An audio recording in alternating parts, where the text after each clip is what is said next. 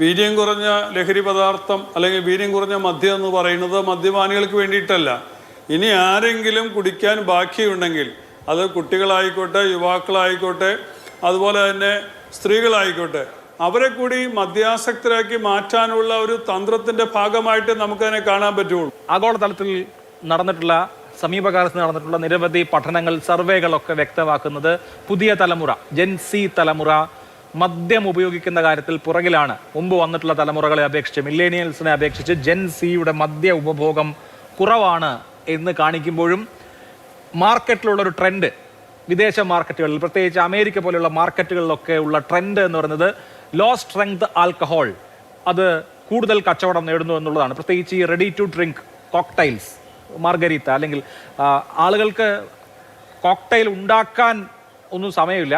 സാധാരണ കടയിൽ നിന്ന് ഫിസ് ഡ്രിങ്ക്സ് വാങ്ങിച്ച് കഴിക്കുന്ന പോലെ, ആപ്പി ഫിസ് വാങ്ങിച്ച് കഴിക്കുന്ന പോലെ, അല്ലെങ്കിൽ ഡയറ്റ് കോക്ക് വാങ്ങിച്ച് കഴിക്കുന്നത് പോലെ ഒരു 20% ആൽക്കഹോൾ ഉള്ള ഡ്രിങ്കുകൾ കഴിക്കുക എന്നുള്ള ഒരു പാറ്റേൺ അവിടെയൊക്കെ ഉണ്ട്. നമ്മുടെ നാട്ടിലും ഈ ജെൻസി തലമുറ മദ്യത്തെക്കാൾ കൂടുതൽ പ്രിഫർ ചെയ്യുന്നത് മറ്റ് ഡ്രിങ്കുകളാണ്, സോഫ്റ്റ് ഡ്രിങ്കുകളാണ്, അല്ലെങ്കിൽ കോക്കോ, പെപ്സിയോ ഒക്കെ ആണെന്നൊക്കെ പഠനങ്ങൾ വരുന്നുണ്ട്. അപ്പോൾ ആ തലമുറയിലേക്ക് കൂടി മദ്യപാനം എത്തിക്കുന്നതിലേക്ക് ഇത് നയിക്കും എന്ന് ഭയപ്പെടണോ? തീർച്ചയായിട്ടും. നമ്മൾ പറഞ്ഞില്ലേ, ഈ വീര്യം കുറഞ്ഞ ലഹരി പദാർത്ഥം അല്ലെങ്കിൽ വീര്യം കുറഞ്ഞ മദ്യം എന്ന് പറയുന്നത് മദ്യപാനികൾക്ക് വേണ്ടിയിട്ടല്ല. ഇനി ആരെങ്കിലും കുടിക്കാൻ ബാക്കിയുണ്ടെങ്കിൽ അത് കുട്ടികളായിക്കോട്ടെ, യുവാക്കളായിക്കോട്ടെ, അതുപോലെ തന്നെ സ്ത്രീകളായിക്കോട്ടെ, അവരെ കൂടി മദ്യാസക്തരാക്കി മാറ്റാനുള്ള ഒരു തന്ത്രത്തിൻ്റെ ഭാഗമായിട്ട് നമുക്കതിനെ കാണാൻ പറ്റുള്ളൂ. ഏതായാലും നമുക്ക് മദ്യം വിഷമാണെന്ന് പറയുന്നിടത്ത് വീര്യം കൂടി വിഷം, വീര്യം കുറഞ്ഞ വിഷം എന്ന് നമുക്ക് നിർവചിക്കാൻ പറ്റുമല്ലോ. അപ്പോൾ ഇത് താരതമ്യേന ആ ഒരു ആസക്തിയിലേക്ക് മനുഷ്യൻ നടന്നെടുക്കാൻ ഞങ്ങളിതിനെ മദ്യവിരുദ്ധ പ്രവർത്തകർ പറയുന്നത് മദ്യപാന നേഴ്സറികളായിട്ട് മാത്രമേ വീര്യം കുറഞ്ഞ മദ്യോൽപാദനത്തെ കാണാൻ പറ്റുള്ളൂ.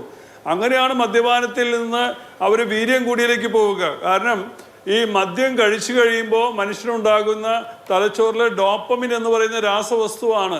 അതാണ് മനുഷ്യന് സന്തോഷം നൽകുന്നത്. അത് കുറച്ച് കഴിയുമ്പോൾ ഇന്ന് കഴിച്ചുകൊണ്ടിരുന്ന തോതിലുള്ള മദ്യം കഴിച്ചാൽ അതേ തോതിലുള്ള ഡോപ്പമിൻ നമുക്ക് ഉണ്ടാകാൻ സാധ്യമല്ല. അപ്പോൾ അതുകൊണ്ട് കൂട്ടി കഴിക്കേണ്ടി വരും, കൂടുതൽ കഴിക്കേണ്ടി വരും, അല്ലെങ്കിൽ വീര്യം കൂടിയത് കഴിക്കേണ്ടി വരും.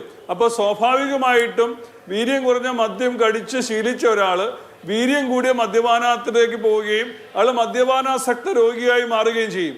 അതാണ് മദ്യവിരുദ്ധ പ്രസ്ഥാനങ്ങളുടെ ആശങ്ക. അതുകൊണ്ട് തന്നെ മദ്യത്തെ വീര്യം കുറഞ്ഞതാണെങ്കിലും വീര്യം കൂടിയതാണെങ്കിലും നമുക്ക് എതിർക്കേണ്ടതായിട്ട് വരും.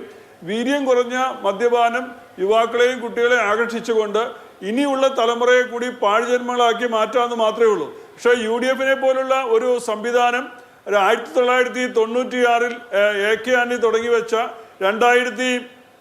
2016 ശ്രീ ഉമ്മൻചാണ്ടി തുടങ്ങി വെച്ച മദ്യത്തെ ലഘൂകരിച്ചു കൊണ്ടുവരുന്ന, ഘട്ടം ഘട്ടമായി മദ്യം നിർമ്മാർജ്ജനം ചെയ്തതിലേക്ക് വരുന്ന ഒരു നയം അവലംബിക്കുമെന്നാണ് ഞങ്ങൾ ധരിച്ചിരുന്നത്. പക്ഷെ അതിന് വിപരീതമായിട്ട് പുതിയ തലമുറയെ കൂടി മദ്യപാന ആസക്തിയിലേക്ക് നയിക്കുന്ന ഒരു നയവുമായി മുന്നോട്ട് വന്നതിൽ ഏറെ ആശങ്കയും ഭയവും ഞങ്ങൾക്കുണ്ട്. ഇപ്പൊ LDF ഗവൺമെന്റ് വിശുദ്ധന്മാരായിരുന്നു നമ്മൾ പ്രഖ്യാപിക്കുന്നില്ല. അന്ന് അവരുടെ നീക്കത്തെ ധനവകുപ്പാണ് തടഞ്ഞത്. കാരണം അന്ന് ധനവകുപ്പ് പറഞ്ഞത് ഈ വീര്യം കുറഞ്ഞ മദ്യത്തിനും 251% നികുതി കൊടുക്കണമെന്ന് പറഞ്ഞപ്പോൾ ആ രീതിയിൽ വിൽക്കാൻ ഈ കമ്പനികൾ തയ്യാറായിരുന്നില്ല. നമ്മൾ മനസ്സിലാക്കേണ്ട കാര്യം, ഈ വീര്യം കുറഞ്ഞ മദ്യം പഴത്തിൽ നിന്നും പച്ചക്കറിയിൽ നിന്നും അല്ല ഉണ്ടാക്കുന്നത്, സ്പിരിറ്റിൽ നിന്നും കൊണ്ട് ഉണ്ടാക്കാം. അങ്ങനെ സ്പിരിറ്റിൽ നിന്നും ഉണ്ടാക്കുന്ന ഒരു കമ്പനിയെ ഇന്ത്യയിലുള്ളൂ. അത് ബക്കാഡി കമ്പനിയാണ്, അത് കർണാടകത്തിലാണ്. അപ്പോൾ അതിൻ്റെ ഡീലും അതിൻ്റെ രഹസ്യവും നമുക്ക് വെളിവാക്കാൻ സാധിക്കും. ബക്കാഡി ബ്രീസ്, അതുപോലെ തന്നെ ബക്കാഡി പ്ലസ് എന്ന് പറയുന്നത് 2 തരം വീര്യം കുറഞ്ഞ മദ്യമാണ് ഉണ്ടാക്കാൻ പോകുന്നത്. അത് രണ്ടും ഈ ബക്കാഡി കമ്പനിയുടെയാണ്.